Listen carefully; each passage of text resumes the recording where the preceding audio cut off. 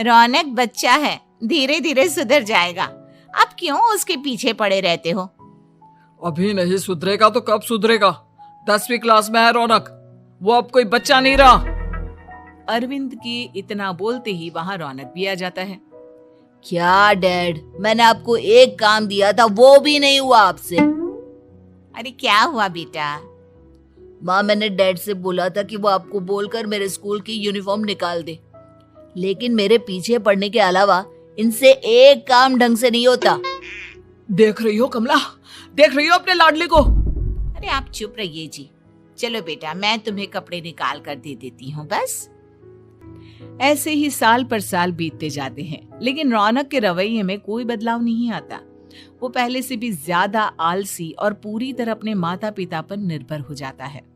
2 साल बाद पता नहीं कहाँ गायब रहता है पूरे दिन, अब तक तो आ जाना चाहिए था। अरे आप इतनी फिक्र क्यों कर रहे हो उसकी? दोस्तों के साथ खेल रहा होगा, आ जाएगा अभी। ये कोई टाइम है खेलने का? 10 बजने वाले हैं, इतनी रात में कौन खेलता है?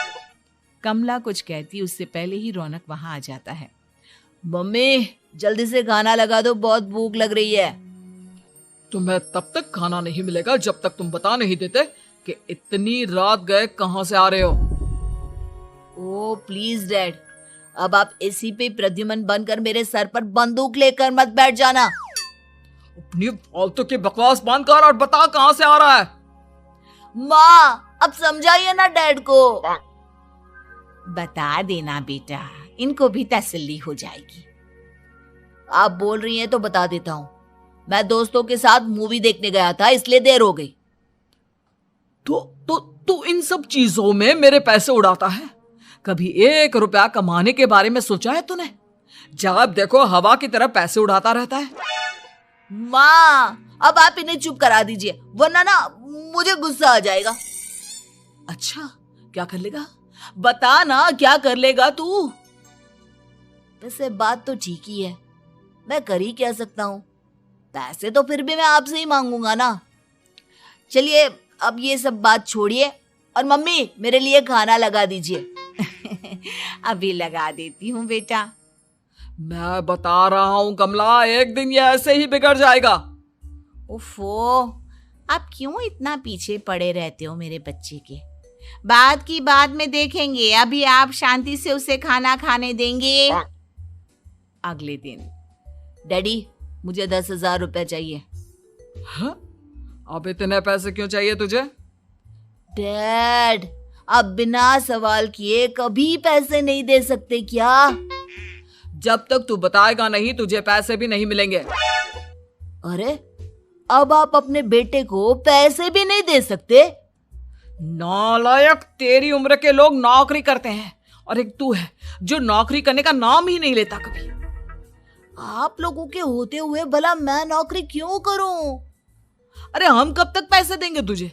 तुझे भी तो अपने पैरों पर खड़ा होना होगा ना। कौन सा उधार के पैरों पर खड़ा हूं? अपने ही तो पैरों पर खड़ा हूं मैं। इसी तरह रौनक दिन प्रतिदिन लापरवाह होता जाता है। उसकी लापरवाही को देखते हुए अरविंद और कमला अपने बेटे की शादी कराने का फैसला लेते हैं और 1 महीने के अंदर अंदर ही रौनक की शादी मेघा नाम की लड़की से करा देते हैं। शादी के कुछ दिन बाद, रौनक, मुझे एक अच्छी सी साड़ी चाहिए, आप ला दोगे ना? हाँ, क्यों नहीं। कितने तक की आती है साड़ी?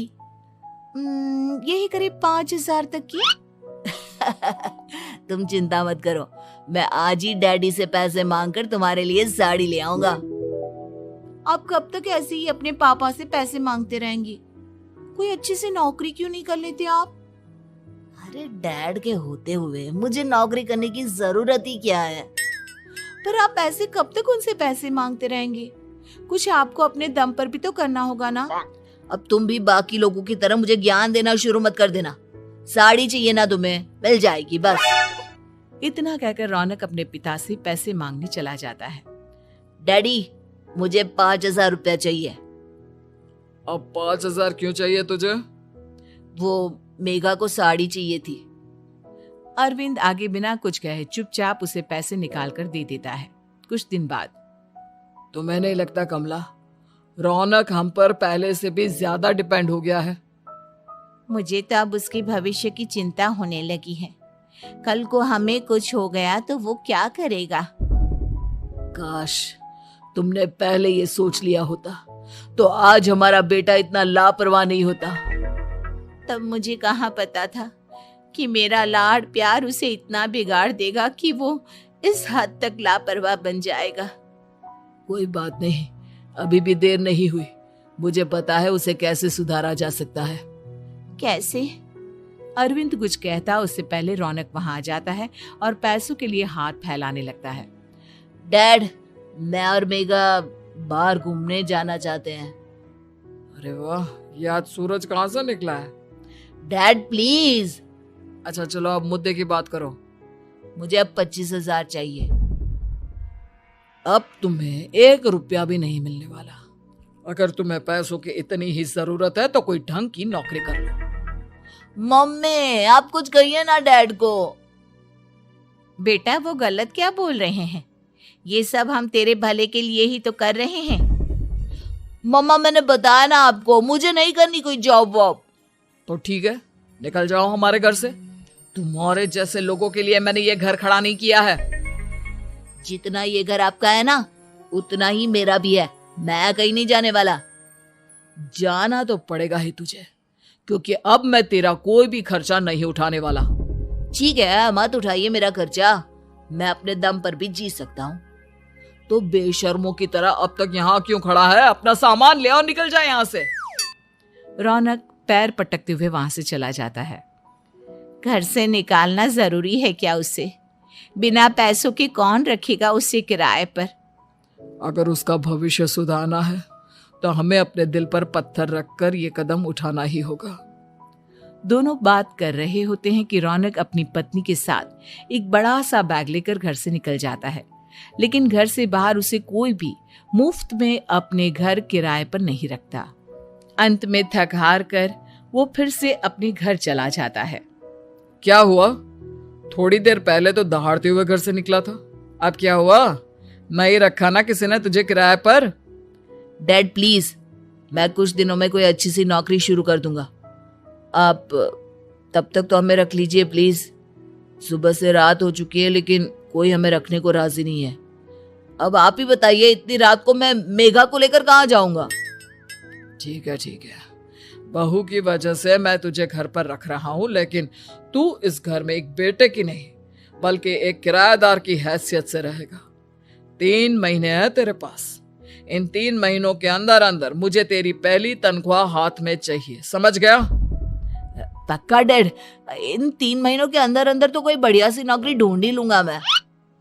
ऐसे ही धीरे धीरे समय बीतने लगता है और अरविंद के दिए 3 महीनों में से 2 महीने बीत चुके होते हैं। पापा जी ने हमें 3 महीने दिए थे, जिसमें से 2 महीने तो बीत चुके हैं। अब ये आखिरी महीना बचा है। अरे तुम चिंता मत करो, आज मेरा ना 2 जगह इंटरव्यू है, दोनों में से कहीं ना कहीं तो जॉब लगी जाएगी। अच्छा, all the best. Raunak interview के लिए निकल जाता है, जिसके बाद शाम में रौनक घर आता है। कैसा गया इंटरव्यू? आपकी नौकरी लगी या नहीं? अरे पहले सांस तो ले लेने दो अच्छे से। बताइए ना, मुझसे तो जरा भी इंतजार नहीं हो रहा है। वो दरअसल बात यह है कि मेरी नौकरी तो लग चुकी है लेकिन पैसे बहुत कम है। कितने पैसे हैं?